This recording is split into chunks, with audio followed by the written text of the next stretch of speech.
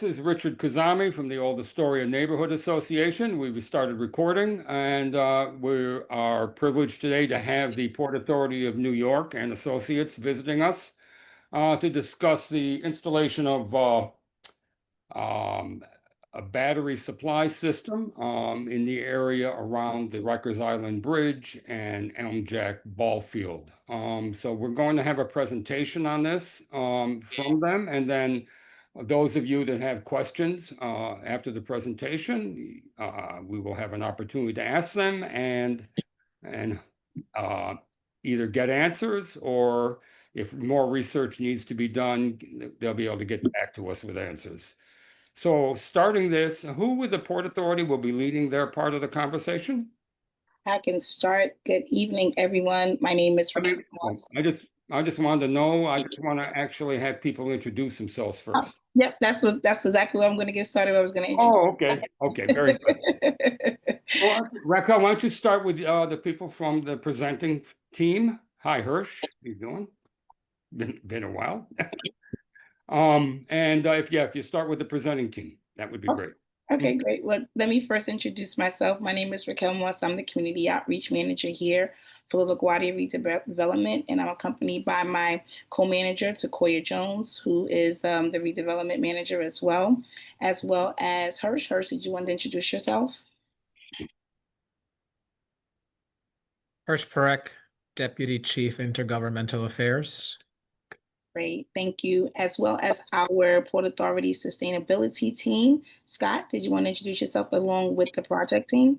Sure thing. So hi, my name is Scott Kessler. I am the Renewables Program Director here at the Port Authority. And most of my job is sort of going to our various facilities and trying to figure out where we can install solar panels, battery storage, and other clean energy technologies. I've been working on a project at LaGuardia for probably 3 years now, and now getting to a point where, it's starting to have clarity around the vision.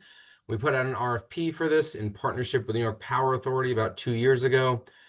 Through that process, we ended up selecting Calibrant Energy. And so today I am joined by a few staff members on the Calibrant Energy team who are going to be working with me to bring this project to life. Doug, would you mind sort of starting introductions on the Calibrant side? Sure. Thanks, Scott. My name is Doug Telletman. I'm a business development director at Calibrant Energy, based out of Boston, Massachusetts. Very happy to be working on this project along with our partner Siemens. And I'll pass the mic over to my colleague, John Shabe. Got to figure out how to get off of mute here. John Shabe. I'm head of health, safety, environment, and quality for Calibrant Energy. And then I will pass it over to Thad, who's our project engineer. Yeah, Thad Zabrzinski, project engineer with Calibrant. I've been working on this project with the Siemens team for probably a year now, and Scott as well. Welcome. So I think that probably covers everyone. Richard, are you okay if I jump into the presentation now, or do we want to cover anything else? Let me do one little thing before that. I'm going to ask some of the other members to introduce themselves. I'd like to start with myself, Richard Kazami. I'm the president of the Old Astoria Neighborhood Association and a 25-year member of Community Board 1, currently chairing Parks and Recreation, but I spent many years on land use also. I'd like to introduce our first vice president, Kevin. You want to introduce yourself? Well, how you doing? My name is Kevin. I've been with OANA. Richard and I started it together, and I'm a developer in the neighborhood. Good. And then we have our treasurer, Diane. Hi, my name is Diane Kinsoglu. I'm treasurer of all the OANA, and I've also lived here for 30 years in the area, and I'm a real estate broker. And as far as other members of the community that are here, we have Iraq. Hey, hello everyone. Sorry, I'm Iraq Konsky. I'm a former community board member for over 8 years now, and I'm currently the budget director at the Queensborough President's Office. Good. And then we have Angie. Hi, I'm still at work, so I'm faceless, but hi, happy to be here. Good. And can you introduce yourself a little and what you do? Or can't, maybe not. Oh, sorry. Probably not. I'm just happy to be here right now. Okay, thank you. And then I'm not sure who FYJ3 is. If you can, you introduce yourself.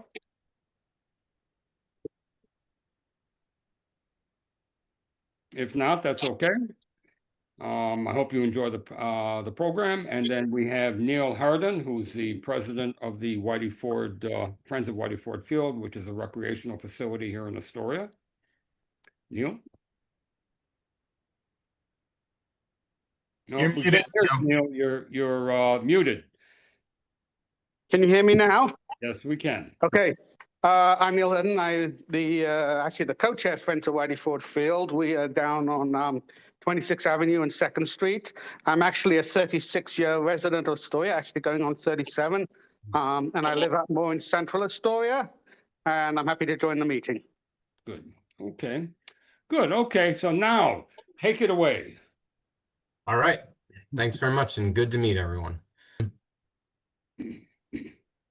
So I'll start just by reintroducing myself. I'm Scott Kessler, the Renewables Program Director here at the Port Authority. I've been working for some time now to sort of bring some clean energy assets to the LaGuardia Airport. And so the slides we have for you all today are going to effectively run through some information about battery storage, what it is, what are the benefits, what are the safety concerns, and then also go through in some detail what the project will look like and where construction would be happening if the project comes to reality.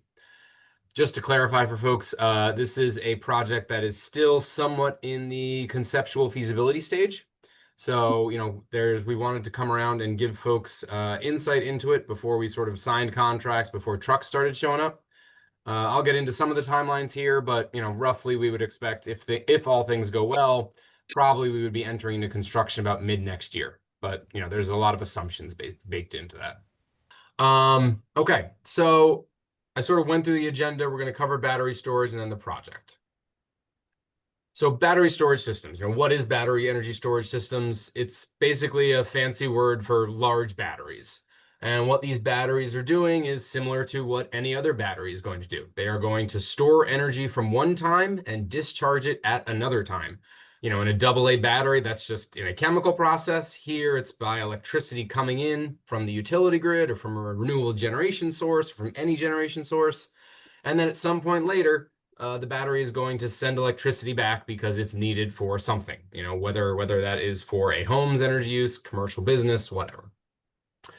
These battery energy storage systems, they are using advanced stable battery chemistries such as lithium iron phosphate, and they're doing so at a scale that they can impact distribution networks for electricity. They're even getting so large now that they are being deployed on the electric transmission system, which is sort of the next level up, and that's sort of how they move electricity from, upstate New York down to New York City with those giant lines that you'll see outside the city. Battery storage become more popular because it is a really nice complement to solar and wind. Solar doesn't shine all the time, the wind doesn't blow all the time, so very often you're getting the peak value out of that resource when you may not need it. And so battery storage is a way to take that energy and move it to when we do need it most. Battery storage is heavily tested, it's heavily regulated, and it's safe. We'll get into that in some detail. But one thing I do like to mention at the top is that these battery energy storage systems, there are multiple permitting entities, there are multiple codes and standards they have to comply with. And this is not at all similar to something like e-bikes or scooters, which are consumer devices. And the regulatory regime for that varies greatly depending on where you might buy that product from. Some of those products are absolutely great. Some of those products are coming from, the entire world over, and they may not have the same safety standards that we do. So I just want to make sure that folks aren't conflating, what sometimes we've heard recently about e-bike fires. This is a very, very different technology and a very, very different application. So why is the Port Authority looking at battery storage? Well, Port Authority is committed to some very aggressive sustainability goals. We want to reduce our carbon emissions in half by 2030, and we're looking to get to full net zero by 2050. So the battery storage is a necessary piece of this because as I mentioned before, it's going to pair really nicely with the clean energy technologies we have available to us.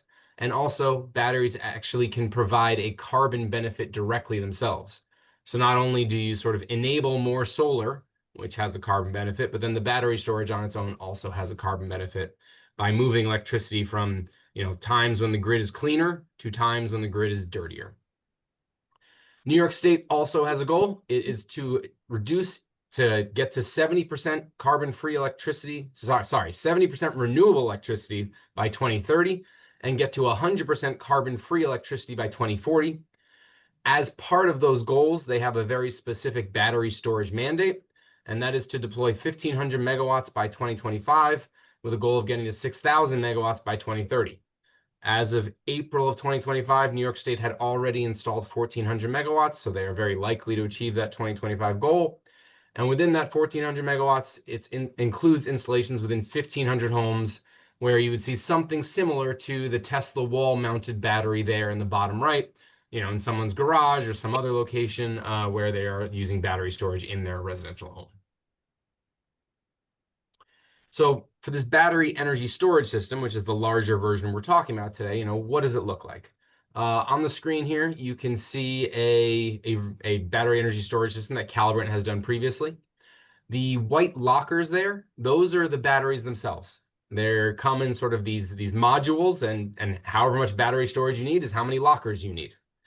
And then beyond the batteries, you have these green boxes in the middle. Those are electrical transformers and controls.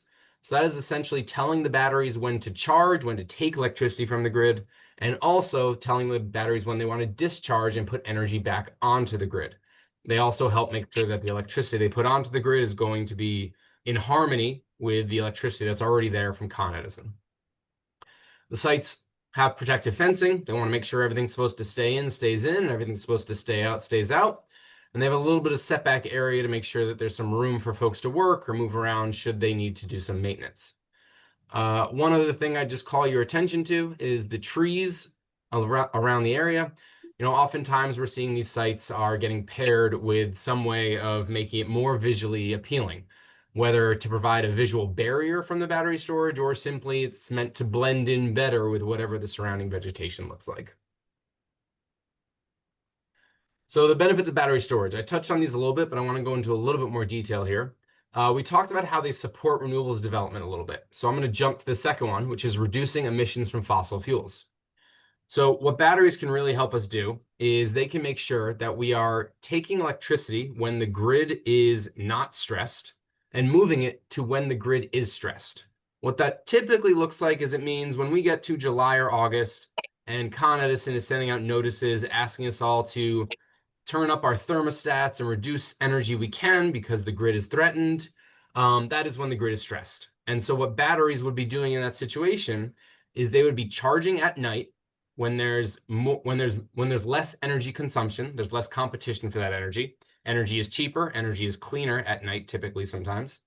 And they are going to discharge that energy at the peak times of day. So for Con Edison, that usually is the late afternoon when businesses are still open right about now, but folks are still coming home. So you have both commercial businesses and residences. And on a hot summer day, they're all blasting air conditioning. So what that does is by alleviating the need for electricity during those peak moments, you can actually ensure that Con Edison and other generators, they don't use what are known as peaker power plants.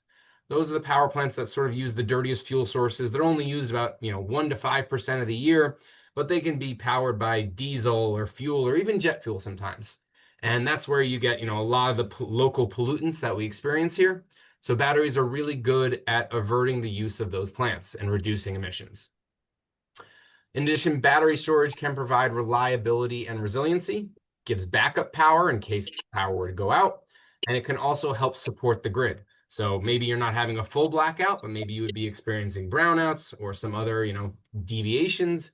Battery storage can provide a supporting mechanism and ensure that the electricity that is flowing is the electricity that the devices in your house expect. And then lastly, reducing local grid cost. So one of the things that is increasing distribution costs is the fact that Con Edison has to make some very large investments. And when areas grow, they begin to consume more electricity. All of a sudden, they need to upgrade the electrical equipment that supplies energy to those areas. That could include things like substations, which can cost hundreds of millions or even billions of dollars. What battery storage helps us do is defer those investments. The grid in that area is less stressed because of the battery, and the substation is pushed out a few years. Who knows? With enough support, maybe you could even cancel a substation. That would require an awful lot of batteries. But the general idea is you push those investments out and you reduce our local costs. And that's one that for this project, I would just circle, because we are going to be putting battery storage at LaGuardia, which will be directly injecting electricity onto the Con Edison grid. And so for the local community, that should be a clear and direct benefit of this project would be costs should not increase at the rate they would have should there not have been a battery storage device. Let's talk about battery storage safety for a moment. Battery storage systems, they use different chemistries than other battery devices and are considerably safer. So I mentioned at the top how these are different from e-bikes and scooters. These battery storage systems have gone through rigorous testing with tons of regulatory bodies, with permitting entities, with engineering firms, and come back to be determined to be safe. The New York Fire Department has the most rigorous battery storage safety standards in the entire world. It took the better part of a decade for the Fire Department of New York to even begin permitting battery storage systems at all. And that was because they put them through a very, very rigorous process to ensure they were safe. Since 2019, there have been over 25 battery storage systems. They're now deployed in every borough, including in residential communities. So far, there have been 0 battery storage fire safety events in New York City, and we hope it stays that way. The Tesla products that we're looking to use in this project, which are called a Megapack, they comply with multiple safety standards, including from the National Fire Protection Agency, the International Electrotechnical Commission, and the National Electrical Contractors Association. So all of those standards bodies are ones that are incorporated by the New York Department of Buildings and other permitting entities that they build their codes around. And so they are formed by these very large bodies made up by experts from around the world, around the country, and they all ensure that what is done in a safe manner. The battery storage systems we'll be using here will include built-in fire mitigation, as well as a supplemental sprinkler system, and it will also include 24/7 monitoring by Calibrant Energy, which would immediately alert them to any deviations at the site. So moving from battery storage in general to moving to the project specifics, what are we looking to do at LaGuardia Airport? So a while ago, we basically did a survey of LaGuardia Airport to figure out where could we put solar and where could we put battery storage. The sites you see on the map there on the left are the sites that were left remaining after we accounted for all of the operational constraints, all the future construction, all of the other requirements that the airport has. The solar sites there are going at 6 different locations there. Most of those locations are either on top of a roof, where you sort of have an empty roof that's not being used for anything else, or they are on top of cars. And so, we have some parking structures. We also have some ground level parking over at Ingram's Mountain. At each of those, it'll be a solar carport canopy system. So if you've ever seen sort of those solar panels that are above the cars, they're providing shade onto the cars, you park beneath them, that's the type of structure we are looking to put there. In addition to those solar sites, we are looking to install 2 battery storage systems, one at the northern tip north of the Elm Jack ball fields, and then one at Ingram's Mountain. On the next slide, I'm going to zoom in a little bit on those sites and show you more precisely where those battery storage systems are. For the project overall, the assets are going to be built, owned, and operated by Calibrant Energy. So that's sometimes called a P3 deal, where effectively the Port Authority is buying the electricity and the benefit from these systems, but we are not buying the system directly. The project's going to result in 4 megawatts of solar and 10 megawatts of battery storage, which will result in a greenhouse gas emissions reduction of about 2,200 tons per year. And that is roughly equivalent to the emissions from 500 cars or 300 homes. As I said before, we would expect improved reliability of the local Con Edison network because of those 2 battery storage systems that are going to directly interface with the Con Edison network. And the project is going to be under construction from about 2026 to 2028. We don't expect any one site will take 3 years, But as you're sort of moving progressively across a number of sites, this could be thought of as sort of 7 or 8 sort of individual projects that are all packaged under one contract. And so the construction is sort of spread out for those reasons. So zooming in on those 2 battery storage sites, you can see on the right there, the locations that are proposed for those battery storage locations, as well as the access routes that will be taken to get there. So what would construction of these look like? Those battery storage lockers that you saw before, those modules, those come pre-assembled from the factory. So battery storage construction consists of a few different parts. One is you want to lay a cement pad on the ground so there's a stable place to rest them. Then you're going to bring in a flatbed truck that's going to have those battery storage modules on them. And you're going to have a crane that's going to take the battery storage modules off the truck and place them on that concrete pad. You're going to have some work to basically connect the individual modules as well as those electrical controls we talked about. And then lastly, you're going to run a wire to interconnect with the Con Edison network. We expect that for each of these, it should be no more than 5 weeks at each site, hopefully less than that. But the outer estimate that we got was 5 weeks. Construction would be expected to occur during normal business hours, and it is explicitly not permitted when we believe the community most uses the ball field, which is Monday to Friday, 3 to 10 p.m., and Saturday to Sunday between 6:30 a.m. and 8 p.m. There's a 5-mile-per-hour speed limit on these roads, and we've instructed the contract to make sure that there is no littering or any other impact to folks who might be in proximity to those routes that cars would take to the construction sites. Once they're built, we would expect to have 1 to 2 visits by a passenger vehicle annually. That's just sort of standard operations and maintenance.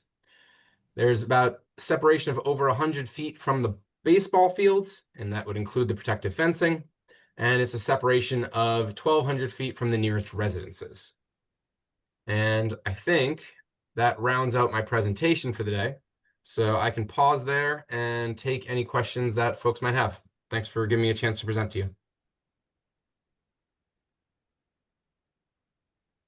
So can we start the questions? Yeah, I'm gonna say if anyone has any questions, you're welcome to ask them right now. Okay, just to be clear, so who is this going to belong to? Who's going to be responsible? Who does it belong to? So it belongs to Calibrant Energy. They are the owners of the energy assets. It's very similar to how the airport operates its terminals, for example. Port Authority of New York and New Jersey isn't the owner today of Terminal B, for example. We have a partner who operates that on our behalf, and we are the landlord, and we get the benefit of having a terminal at the airport.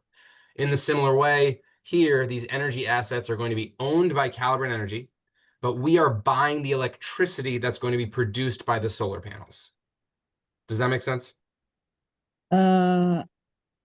Yes. So are they funding this project? So they fund it using their own capital, and then the way that they are repaid is through our payments for the electricity. So we pay them for 20, 25 years for the electricity, and that is how they recoup the money they will be spending on the solar and the battery storage.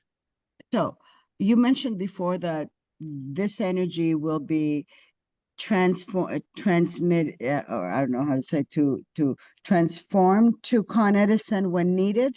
So what is that cost going to be to me, for instance, as a consumer? There will be no cost to you for this project.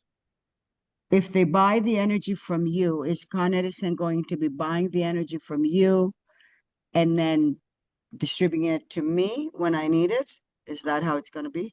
So effectively what happens is Con Edison runs programs that are meant to incentivize people to provide electricity when the grid is most stressed.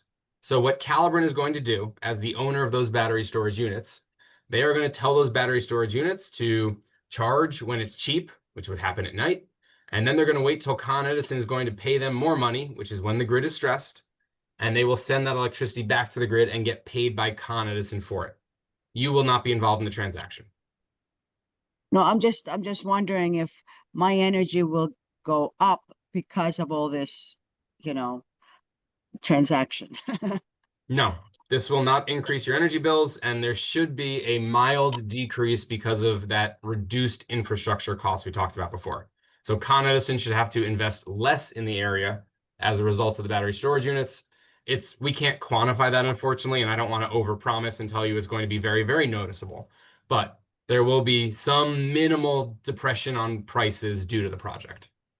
And last but not least, environmentally, God forbid something happens and they leak. What is the impact on the environment and on, on us? Let me invite John Shabe from Calibrant to answer that because he is one of the leading experts on exactly those types of questions. John, you there?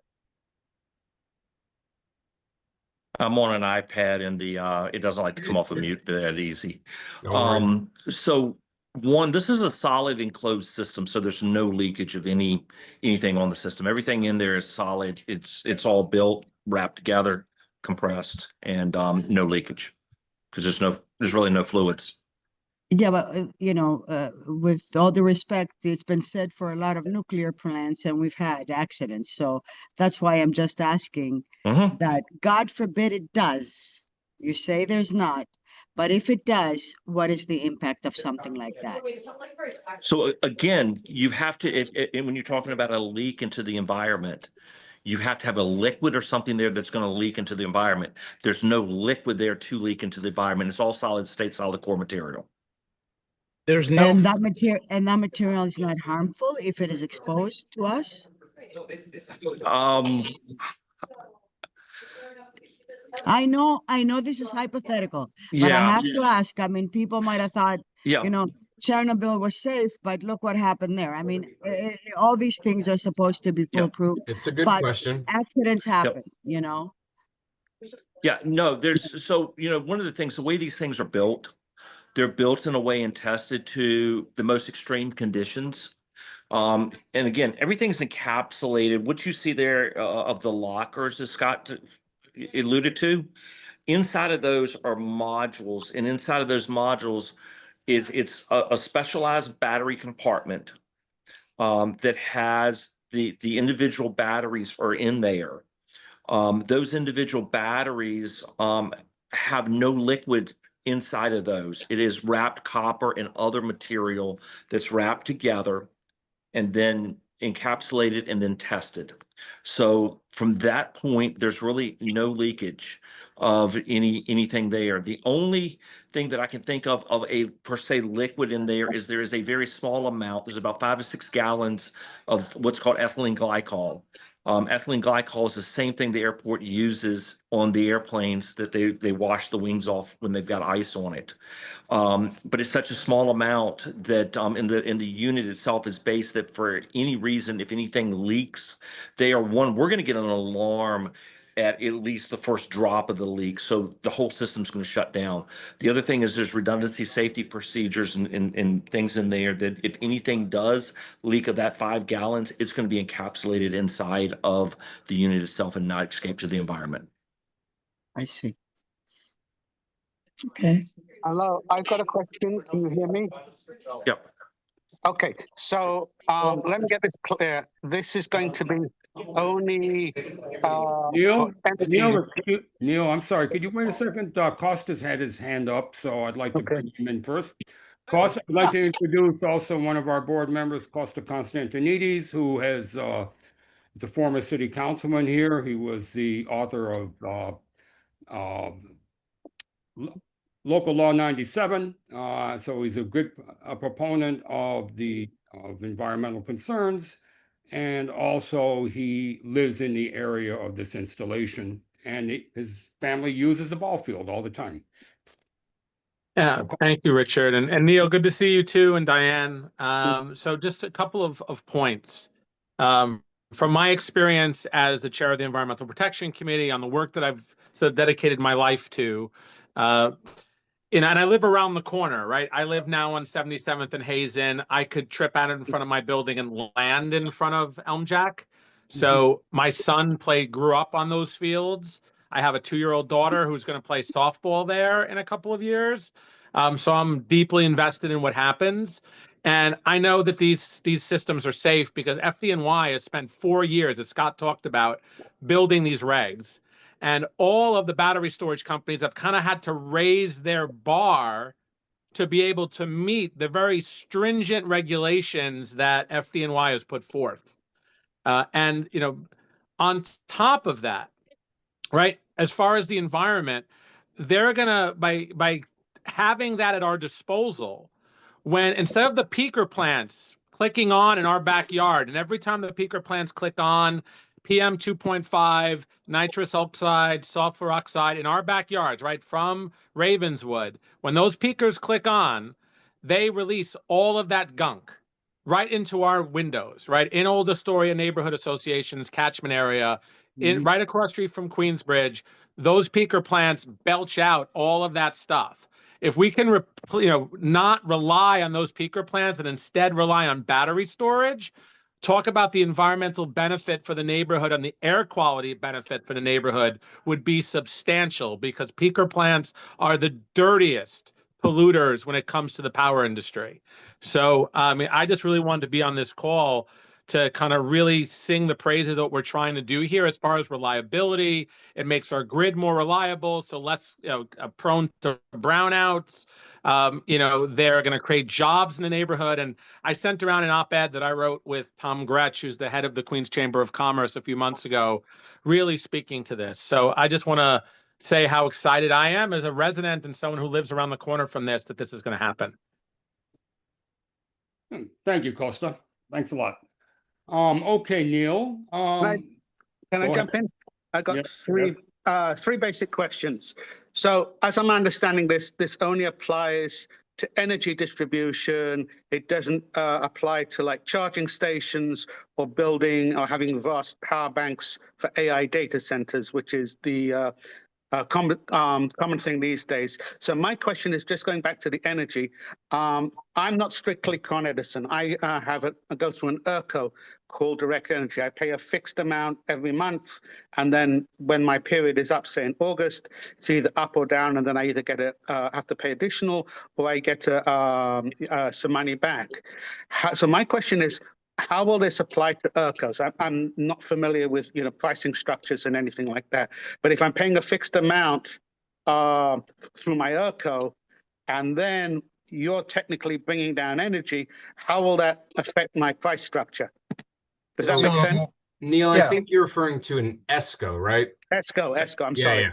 Yeah, so I used to work at Direct Energy, so maybe I can help with this particular question. Can everybody hear me okay? Yes.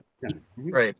So what you're getting from your contract with Direct Energy is energy supply, but Con Ed still owns the wires and is responsible for the delivery of that energy to your meter. So when you look at your electric bill, you'll see, two different charges, one from Direct Energy and then another one from Con Ed. It's those specific Con Ed charges which are related to the capitalization of their infrastructure costs that will be impacted by the deployment of battery energy storage systems like this.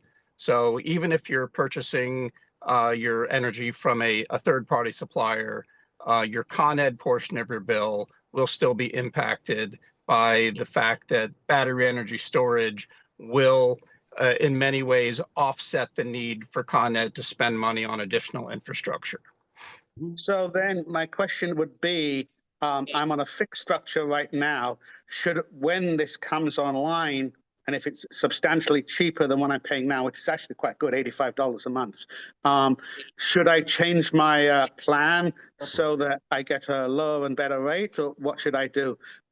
So first of all, I apologize. I'm not really in a position to advise you on, your electricity bill, but I will say this. We don't anticipate that the deployment of this one system at LaGuardia Airport is going to have a dramatic impact on your electric bill. So personally, I don't think you're really going to have that decision to make. The point is, I think overall that continued deployment of systems like these will inhibit increases in power costs that might otherwise present themselves related to the need for the utility to add additional infrastructure to meet growing demand. Thank you. I think that answers my question. And just to clarify, you're not going to be building battery charging stations anywhere near the airport. This is just about energy distribution, correct? This project that we're discussing today involves exclusively a battery energy storage system. All right. So it's only about power distribution then, really. Correct. And generation Yeah. from the solar facilities. Okay. And where will the solar facilities be? So I think Scott may distribute the deck to this group after the call, if I'm not mistaken, but he showed a map and there's a bunch of little yellow stars. Essentially, it's going to be on rooftops and on top of garages and over parking facilities at the airport. I see. Okay, okay, there's a number of, is there anybody else that has any questions? Kevin, do you have any questions? I know you're sitting on the side of the road, I think, somewhere. Looks like Kevin might already be engrossed in a conversation with someone else. Okay, someone else, could be, okay. Hey, Kevin, was that you? Anyways, Iraq, do you have any questions?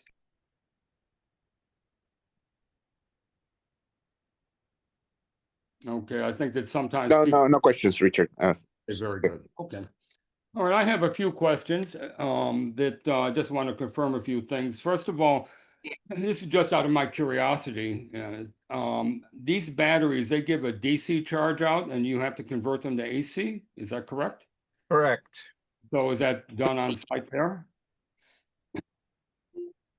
I'm just curious, or does it go to one of the conversion stations? I know there's a bunch. No, the lockers, as we showed earlier, they have the inverter built into the system itself right there. It's all one package. Okay, all right. Okay, also, in terms of the area specifically, this builds upon what Diane was saying, but is there any risk at all, the fact that it is so near water? I'm not sure if that's a flood stage or that. I didn't really look at the FEMA maps to see if that is considered that, but. No, and that's one of the prerequisites that we have to pass with FDNY as well as other regulatory bodies, is a very stringent environmental assessment. We've already done the look. Is it in a floodplain? The answer is no, it is not. The other thing that we will conduct is a geotechnical survey to make sure that everything there is stable. We have a high degree of confidence that we have a stable platform to build this upon. And we also put precautions into the system when we build them for anything like earthquakes or other things. Not that we're expecting to have earthquakes up here, but our equipment We started having some small ones. Let's hope not. But we had one about a month ago, August the 14th or something roundabout. Well, we will put the system in place that actually protects it from an earthquake. We do these in California. We have a number of systems out there, and we've got a very robust earthquake system in California. As you know, it's like every other day that we have earthquakes there. Same thing in Puerto Rico, where we have systems there. We have the earthquake structure and the supports in there for that also. So we take all these different environmental aspects and look at them, consider the risk and everything before we even start or get to this point of the project. And we've cleared all those risks. We feel very confident that we're good on those parts. Okay, I've another question here. Basically, what percentage of the stored energy you plan on coming from renewables, and what percentage will be coming from the fossil fuel charging at night? And is it projected where that fossil fuel power might sometime be changed to a renewable source? Do you see a situation where you might end up putting up a solar canopy on the facility by LGAC? So there are plans to install a solar canopy system at Ingram's Mountain. Right, we know that, yeah. And so that's right next door to LGAC. In terms of percentages, that will primarily depend upon the carbon intensity that's on the grid at any particular time. But the idea here is that the battery will typically be charged overnight when the carbon intensity is the lowest, and then discharged during peak times during the day when carbon intensity is the highest. So through that, what is essentially carbon intensity arbitrage, we're having a positive net impact on carbon footprint in the area. Well, my question is more specifically was, would there ever be a situation where the Elm Jack facility would be converted to a renewable? Is that something that you project could happen down the road when you would no longer have to use fossil generated electricity at all? When you say the Elm Jack facility, I'm thinking of the ball fields. Is there another thing you're referencing? I'm thinking of the area not on the mountain, the second area that you're only going to be using fossil fuel generated power to charge the batteries. I get your question. Okay. Are we ever going to install renewables that are directly tying into that there? Yeah. The answer is probably not. That is because mostly space and room. If you take a look at this map here, we went to this very northern tip with the battery storage because it's the only land we have available. So you'd need to find some other usable area to put that generation. And, we don't want to impinge upon the ball fields. And also we have a lease with Elm Jack that allows them to use that area. But, where I would sort of point you to is the fact that New York is cleaning its grid at a pretty rapid pace.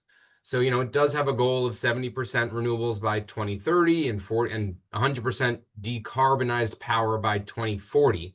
So while immediately there may not be a 100% clean solution for the batteries, as the state gets cleaner overall, the electricity for the batteries will get cleaner.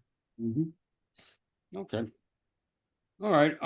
And also, what role down the road can local residents and organizations like ours have on oversight and updates and accountability once these farms are up? Will there be a specific organization or avenue we could reach out to? Is there something that you could give us updates all the time, just so we know what's going on a consistent basis? Hirsch or Raquel, do you guys want to field that one just because it's probably a little bit more community outreach? As we move forward in the project, we'll be able to provide updates to all of the community organizations to inform you of what the progress is on this particular project. And if you have any other questions, regarding regarding the project, you are still welcome to reach out to us, and we can be able to provide you that information. You do have Takoya and myself's email address, so you can be able to do that as well. Okay, great. Okay. Well, it's 5:45 now. Are there any other questions that anybody has regarding this project? Not so far. Let me ask one question. Let's make this very brief. This is a definitely guaranteed project. It's not going to be interfered with any federal restrictions or crazy things that are going on in the federal government. This is definitely planned. You've got the funding, and there'll be no changes. Am I understanding that correctly? Well, I would phrase it slightly differently. We are not yet at a point where I will guarantee this project is going to happen. We are doing this on the earlier side to give folks a chance to sort of give us feedback sooner rather than later. And there are still some permitting and still some contracting activities that have to happen. But we've done a lot of preliminary due diligence, and we've got a pretty high degree of confidence that these sites are going to work. And, Calibrant, they are a large entity. They've got, backing from Macquarie, a very significant financial entity. And they've, bankrolled many other projects. So I think on the financing side, we're not really seeing any risks there. So I would say a good amount of confidence this will happen, but I don't want to give certainty. Thank you. Okay. And I'd like to say at this point, at least I'm speaking for myself right now, though we will get together with the board and see what we want to come up with. But from my own viewpoint, I think this is a very large positive for the neighborhood. We have a necklace around Astoria in our neighborhood of peaker plants. And anything we can do to reduce that, as Costa said, I think is a huge immediate positive for our community, especially with the fact that a lot of these peaker plants were being converted to wind. And right now that looks like it's run into a lot of headwinds, I guess you could say. So, you know, so all told, I think it is a positive. Again, I would personally like to see it entirely generated from renewables, but who knows what will happen down the road. There are some interesting projects and studies going on around. I know one of the most interesting for me is that there have been some studies towards actually trying to use hydropower from the Hellgate Channel. Hellgate is the channel between Randall's Island and like the Astoria Park area. And they've talked about, and there's already been some hydropower generated there, and they're looking at getting more. Now, maybe at that point, you could even, for structures like that are that close, you could even maybe draw power directly from that to your batteries somehow. You never know how that will work out. And I don't know if you talked at all with Chippy, with the Champlain Hudson Power Express, whether there's a way that you could get power from them. That is hydropower coming from Canada, and it is coming through our neighborhood. So I'm just throwing those out there. Maybe from an engineering and technical standpoint, it's not doable, but it would be an interesting concept. So Thanks for the suggestions. what do you, as an association, what are you looking for from us? Do you looking for any kind of letters or any kind of statements or anything like that, or is just informational at this point? And No, yeah, as of right now, this is just us giving you information, just letting you know. We don't want you to feel as if we're doing something in your community and not letting you know what is happening. So as of right now, no, we don't need anything from the community. We just need your ears and your questions in the event you have them, and that's about it. Okay, good. What we're going to be doing is there's a recording of this presentation put on our website, and we will through social media and our list of members and contact list, let people know that it exists. If they have questions, we'll direct them to send them to us, and we can forward them to you, and hopefully you can respond to these questions you know, as we go along. Now, is there a timeline that we're looking at here? Yes. So the timeline for the project, we are hoping to begin construction about mid next year, and that'll go through 2028 roughly. So, but that is the construction again of all those sites you see on the map there. The battery storage sites in particular, we're expecting will take about 5 weeks for each site. Okay, but the other ones, like the other solar sites, that's included in what you just said? In other words, Correct. yeah, okay, for the whole thing then. Okay, good. All right. Well, again, last question. Anybody else have another question? No. Okay, very good. Well, we very much appreciate you coming to us, and we look forward to a strong relationship, positive for everybody in the entire community and the city. Thank you. Thank you so much. Thank you for having us, Richard. Thank you. Thanks, everybody. Yes, thank you Bye. so much. Thank you. Have a good night.